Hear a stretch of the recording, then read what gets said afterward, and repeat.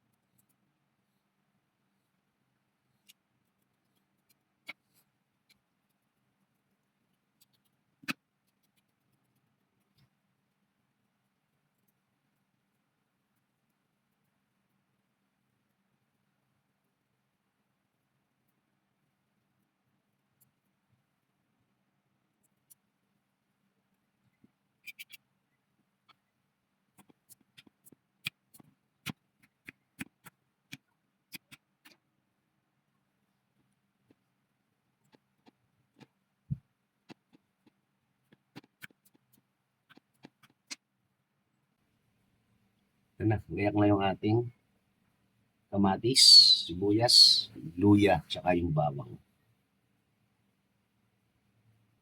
Siyempre, lipitin natin ang mga kalat.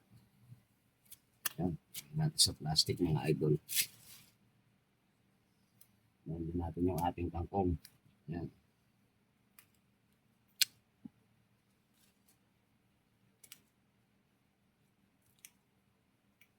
Sa isang lalagyan.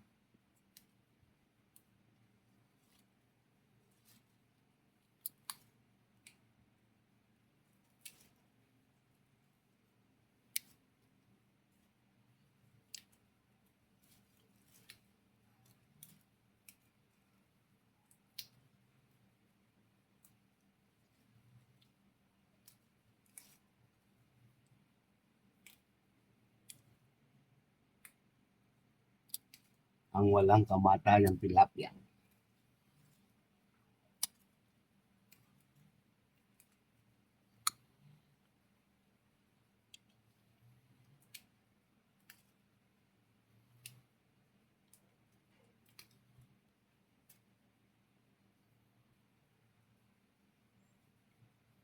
Yun.